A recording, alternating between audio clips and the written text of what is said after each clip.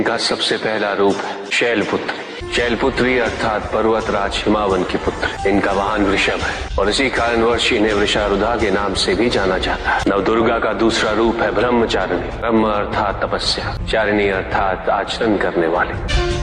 ये रूप उस ज्ञान व आचरण का प्रतीक है जिसके माध्यम से इन्होंने मुझे अपने पति के रूप में प्राप्त किया। नवदुर्गा का तीसरा रूप है चंद्रघंटा। मस्तक पे घंटे के आकार में आधा चंद्र। ये रूप अत्यंत शांतिदायक, कल्याणकारी है। विभिन्न प्रकार के अस्त्र और शस्त्र इनकी 8 भुजाओं में सुसज्जित है। इनका तीसरा नेत्र सदैव खुला रहता है। चंद्रघंटा का वाहन सिंह है। ये युद्ध करने हेतु सदैव तत्पर रहती है। इनकी आराधना करने से निर्भीकता और वीरता के साथ ही सौम्यता और विनम्रता का विकास निश्चित है। ये जो मृत्यु देती है वो सुख कारक और निर्भय अवस्था में होती है। इनकी मंद मंद हंसी से संसार का जन्म संभव होता है। यह है नवदुर्गा का चौथा रूप, जिसे कुष्मांडा के नाम से जाना जाता है। अष्टभुजा, शस्त्रधारिणी, व्याघ्रवाहिनी, हिरण्यवर्णा।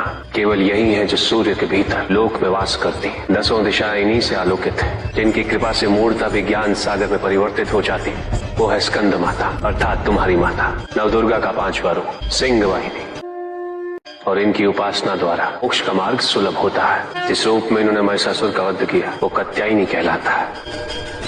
इनकी आराधना करने से अर्थ, धर्म, काम और मोक्ष फलों की प्राप्ति होती है। श्याम रंग, खुले केश, एक हाथ में लोहे का कांटा और एक में खड़ग, जिनका आशीष शुभों का कर्ता और कारक है।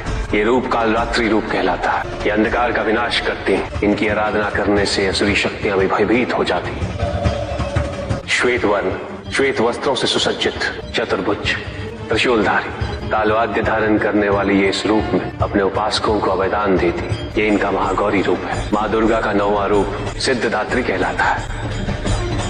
प्रकम्य, अशित्व, ये 8 सिद्धियां केवल इन्हीं की कृपा से प्राप्त हो सकती। मेरा अर्धनारीश्वर रूप इनके सिद्धदात्री रूप की ही देन है।